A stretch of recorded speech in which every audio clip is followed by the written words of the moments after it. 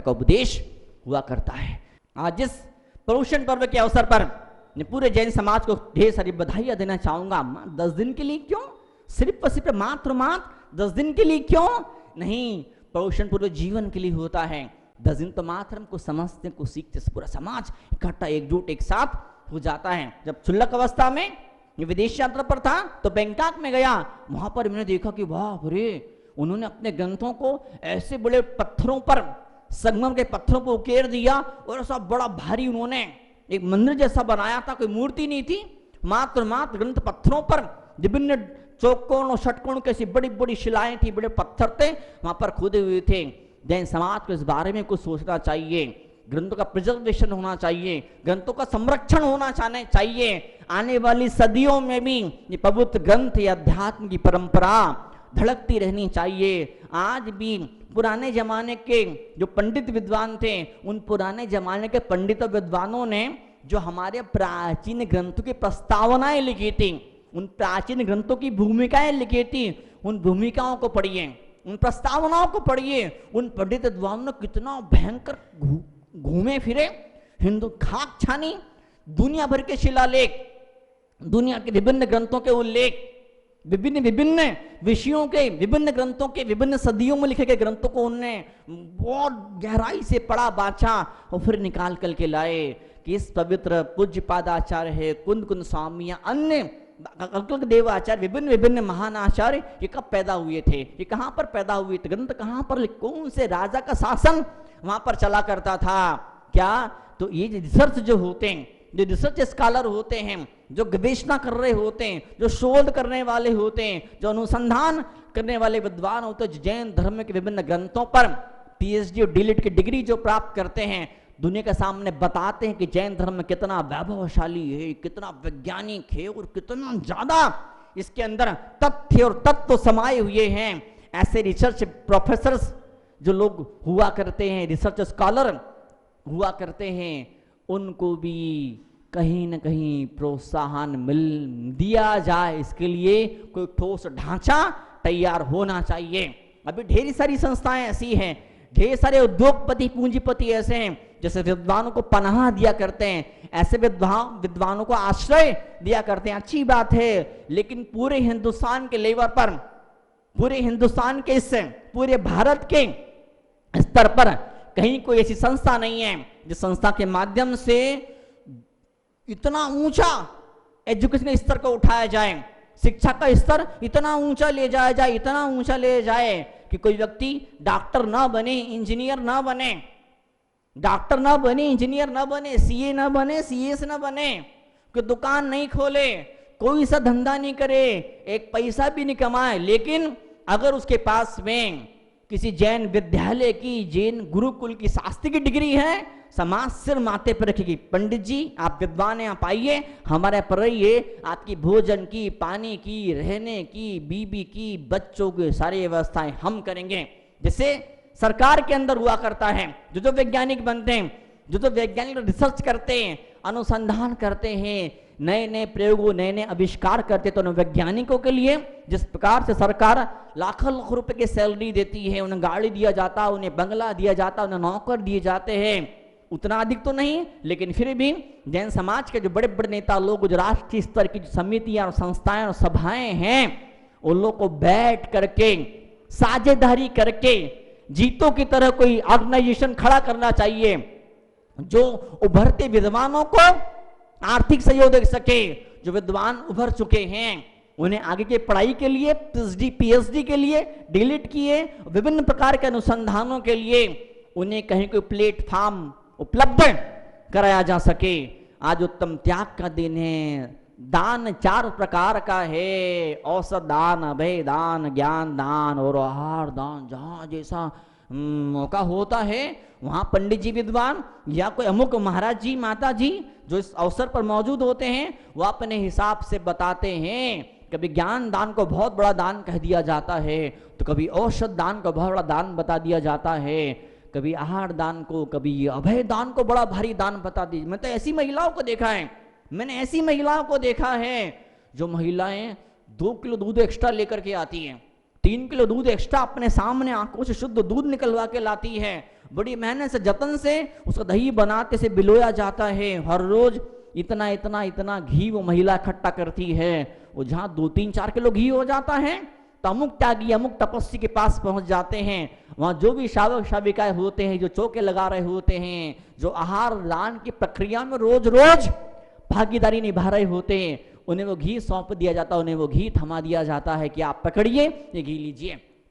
मैं तो पिछले साल मैंने एक ऐसा परिवार भी देखा था, उन्होंने इतना सारा घी एक कटोरी के अंदर, इतना सारा घी उसे बिल्कुल बहुत सुंदर ढक्कन से ढांक करके रखा था। मैंने पूछा भाई क्या बात है, क्या बात है? बोले महाराज जी हमने इतना सारा शुद्ध घी निकाल कर रखा है। जो लोग लंबे उपवास करेंगे, जो तपस्वी लोग लंबे उपवास करेंगे, हम कोशिश करेंगे कि इस डब्बी में से 1 चम्मच घी पारणा के मौके पर उनके पेट में पहुंचना चाहिए। जो तो आपसे भी आह्वान करता हूं कि आप लोग हर रोज 2-3 किलो दूध अपनी आंखों के सामने एक्स्ट्रा अलग से निकलवा के लाया करिए। उसको दही बना करके बिलो करके उसका घी निकाला करिए।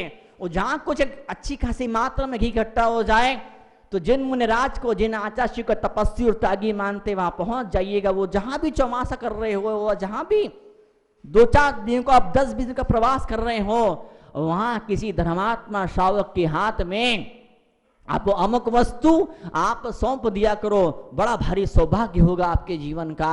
मैं तो कई बार कहा करता हूं, जिस जबान से अत्रो अत्रो तिष्ठो तिष्ठो नहीं निकला, कई बार मैं कहा करता हूं जिस जबान से अत्रो अत्रो तिष्ठो तिष्ठो नहीं निकला, उस जबान को नमोकार मंत्र बोलने का हक और अधिकार कतई नहीं है, बिल्कुल नहीं है। आज हम सब बैठे हैं यहां पर, ढेर सारे धर्मात्मा, कई समाजों की परंपराएं होती है। आज के दिन उन धर्मात्मा साहू का सम्मान अभिनंदन किया जाता है जो 4 प्रकार के दानों में आगे बढ़ चढ़ करके भाग लिया करते हैं। निश्चित रूप से सम्मान हो ना हो, लेकिन फिर भी ढेर सारे धर्मात्मा श्रावक श्राविका ऐसा होते जो एक टांग पर खड़े होते। कोई मुनराज आ तो जाए, कोई मुनराज आ तो जाए, खबर तो मिल जाए, भनक भनक तो पड़ जाए, इतना सा भी कहीं से क्लू मिल जाए, हिंट मिल जाए कि अमुक मुनि महाराज, अमुक पिछीधारी हमारे कॉलोनी मोहल्ले में आने वाले हैं, तो ढेर की ढेर लाइन लग जाती है। मुझे अच्छे से याद है, घाटोल, बांसवाड़ा जिले में घाटोल एक जगह है।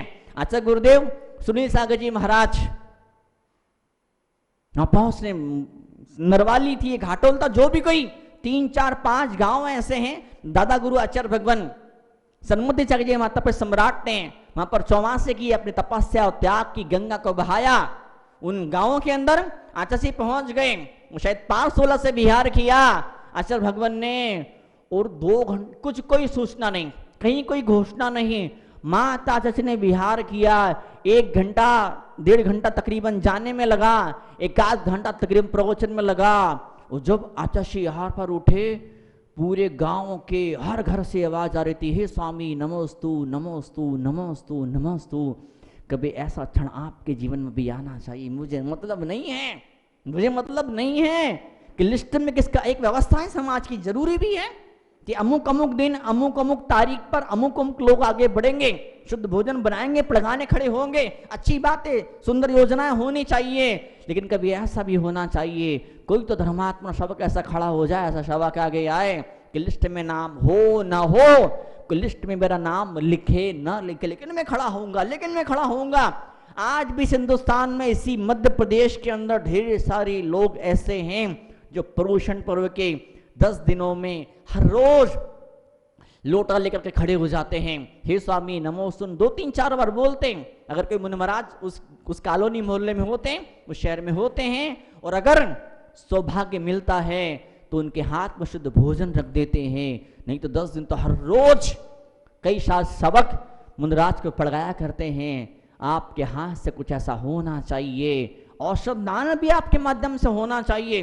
कई सारी संस्थाएं ऐसी, कई सारे गांव शहरों में ऐसा है, कई सारे मंदिरों ने धर्मार्थ ट्रस्ट खोल के रखे हैं। बड़नगर का, उज्जैन के पास बड़नगर कितना फेमस है। कई सारी संस्थाएं ऐसी है जहां से मुनिराजों के लिए शुद्ध औषधियां बन बन करके पहुंचती रहती है। आप किसी भोपाल के अंदर कई सारे धर्मात्मा जीव ऐसे हैं। एक ने तो मुझे स्पेशली मना किया, महाराज जी मेरा नाम तो बोलना मत, किसी हाल में मेरा नाम मत बताना। मैंने नियम लेके रखा है, मात्र औषध दान के लिए इतने पैसे हर महीने गुल्लक में रख देता हूं, मैं गुल्लक में इतने पैसे डाल देता हूं, और अमुक अमुक वैद्य जी है, अमुक शहरों में अमुक अमुक वैद्य जी है, उन तक जो पैसे पहुंचा दिया करता हूं। अभी मंदिर कमेटी ने भी, चौक कमेटी ने भी सुंदर सा उपक्रम किया था। जो धर्मात्मा लोग, जो धर्मात्मा जीव है, उनके स्वास्थ्य अच्छे हो उसके लिए एक प्राकृतिक चिकित्सा का शिविर का आयोजन किया था। कितने सैकड़ों लोगों ने उस शिविर का लाभ लिया। मात्र एलोपैथी सब कुछ नहीं, आयुर्वेद भी है, एक्यूप्रेशर भी, कई सारे मंदिरों के अंदर एक्यूप्रेशर की संस्थाएं चला करती है। आप किसी भोपाल के अंदर डॉक्टर पंकज जैन है, क्या मालूम कौन सा जन्म की सिद्धि उनको हासिल है। हम अजमेर में पिछले साल थे, डॉक्टर दुष्यंत थे। उसके पहले कोटा में जब हम थे तो वहां वो एन के गुप्ता, दो भाई थे 60-60 साल के। क्या मालूम कौन से जन्म की तीव्रतम भावना थी कि लोग ठीक हो, लोग स्वस्थ हो, लोग ठीक हो, लोग स्वस्थ हो। तो ऐसे लोग जहां छू देते हैं, जिस जड़ी बूटी को छू देते हैं, जिस वस्तु को छू देते हैं, वस्तु औषधि बन जाया करती है। हम सोचते हैं, हमने सुना है, हमने पढ़ा इतिहास की किताबों के अंदर, चीन में येलो एम्परर नाम का सम्राट रहा करता था, वो जिसको स्पर्श करता था वो इंसान ठीक होता था। जैन धर्म के पवित्र ग्रंथों के अंदर ढेर सारे हजारों एग्जाम्पल पड़े हैं, धरे हैं, भरे पड़े हैं। मुनराजों को ऐसी ऐसी रिद्धि सिद्धि हुआ करती थी, उनकी हवाओं का स्पर्श हो जाता था, उनके सही से छू करके निकलने वाली हवाएं जिन जीवों को लगती थी, उन जीवों के रोग बीमारी ठीक हो जाया करते थे। ऐसे ऐसे एग्जाम्पल भरे पड़ते हैं कि उन मुनिराजों के मल से, मूत्र से, कफ से, थूक को जो लोग छू लेते थे वो लोग स्वस्थ हो जाते थे।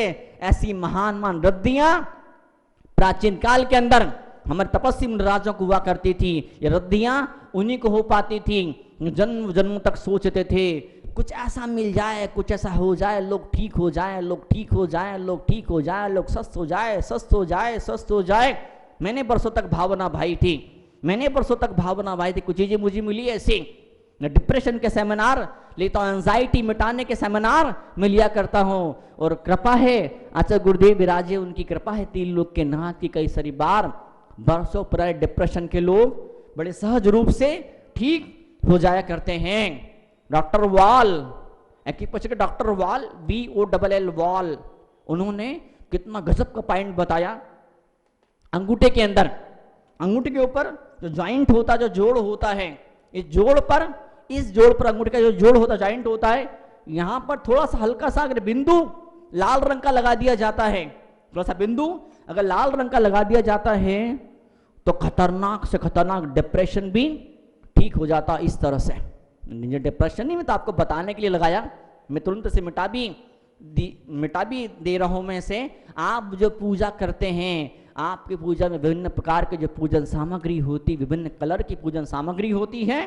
क्या वो जो पूजन सामग्री होती है वो कलर थेरेपी हुआ करती है। कई धर्मात्मा जीव ऐसे हैं जब भगवान की पूजा करते हैं तो चावल धोते हैं, चावल को पीला कर ले तो पीला कलर उनके हाथ में लग जाता है, और फिर क्या कितना ही धो वो कलर छूटता नहीं है। अगर केसर ओरिजिनल हो कलर छूटता नहीं, कलर निकलता नहीं है। ये धर्म भक्ति का महात्मा होता है। जब आपके मन में जब पूजा की भावना पैदा होती है, आपके हाथ पीले हो जाते हैं। बाकी दुनिया के लोग, बाकी धर्म संप्रदाय जातियों के अंदर, बाकी जगहों पर वो लोग भी पूजा करते हैं, लेकिन उनके तो हाथ तो जीवन में एक ही बार पीले होते हैं। आपके हाथ हर रोज पीले होते हैं, हर रोज आपके हाथ पीले हुआ करते हैं। सौभाग्य किस्मत है, आज हम सब बैठे हैं यहाँ पर, विभिन्न प्रकार की विद्याएं विधाएं हैं। राकेश जी आए OSD, आचार्य गुरुदेव विद्यासागर जी महाराज के परम शिष्यानंद भक्त हैं। जब मुंशी सागर जी महाराज चौमासा यहाँ पर किया था तो उस समय आपने जबरदस्त सेवाएं करी थी। आपको आपकी साली जी को पिच्ची मिली थी, पिच्ची देने का सौभाग्य आपके परिवार को प्राप्त हुआ था। आपने बताया था मुझे एक बार, आप भी रेखी के बड़े अच्छे जानकार हैं। एक जगह आग लग गई, इनको फोन मिला, रेखी करना शुरू करी और सारी आग मिनटों में खत्म हो गई। ये कहीं और बैठ रहे, आग कहीं और लगी हुई थी। निश्चित रूप से कुछ विद्याएं ऐसी है, कुछ ध्यान की विधियां शैलियां ऐसी है, बिना गोली दवाई खाए अपने शरीर के भीतर हम ढेर सारी ऊर्जा पैदा कर सकते हैं और अपनी ऊर्जाओं से हम क्या बोलूं क्या क्या चमत्कार पैदा कर सकते हैं। लेकिन धर्मात्मा जीव चमत्कार पैदा करने के लिए वाह भाई लूटने के लिए नहीं, बल्कि धर्म संस्कृति आगे बढ़े ऊंची उठे उसके लिए बहुत कुछ ढेर सारे प्रयास वो जीव किया करते हैं। आज हम सब बैठे हैं यहाँ पर तो भीतर का और बाहर का जीवन में तारतम्य होना चाहिए। उस भीतर के बाहर के जीवन के अंदर क्या बोलते हैं अलाइनमेंट होना चाहिए और वही अलाइनमेंट देने के लिए वही एक रूपता और एक जुटता और एक रसता समरसता पैदा करने के लिए ये पर्युषण पर्व आपके जीवन के अंदर आया करता है। आचार्य पूज्यपाद स्वामी समाधि तंत्र के अंदर लिखते हैं शरीर कपड़ा पीले रंग का है, कपड़ा हरे रंग का है, कपड़ा नीले रंग का है, कपड़ा मोटा है, कपड़ा पतला है, कपड़ा फटा है, कपड़ा मैला है, कपड़ा साफ है, कपड़ा जैसा भी है। कपड़ा पीला है शरीर पीला नहीं होता है, कपड़ा मैला है शरीर मैला नहीं होता है, कपड़ा फटा है शरीर फट नहीं जाता उस कपड़े को पहनने से। ऐसे ही क्या इस आत्मा ने इस शरीर रूपी कपड़े को पहन करके रखा है। ये कपड़ा अलग वो शरीर अलग, तो वैसे ही ये शरीर अलग और इस शरीर के भीतर जो निवास कर रही वो आत्मा अलग।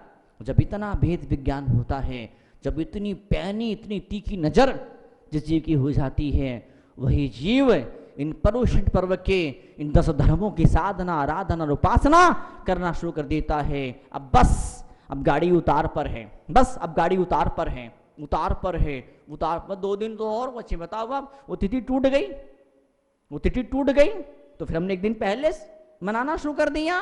विभिन्न प्रकार की तप साधनाएं आपके द्वारा हो रही है, लेकिन 4 प्रकार के दान में आपका धन बराबर निकलते रहना चाहिए। आप गुल्लक बना दीजिए, गुल्लक बना दीजिए। बड़े बड़े मंदिर बड़े तीर्थ बनना बहुत जरूरी है, जरूरी है, जरूरी है, पर उससे लाख गुना जरूरी ये है जो साक्षात मंदिर हैं, जो जीवित मंदिर हैं, उन साक्षात जीवित उन चलते फिरते मंदिरों की, उन चलते फिरते सिद्धों की उपासना में साधना में आपने क्या कितना समय का आपने दान कर दिया, कितने समय का दान कर दिया आपने। पिछले दिनों कहीं एक जगह गया था मैं,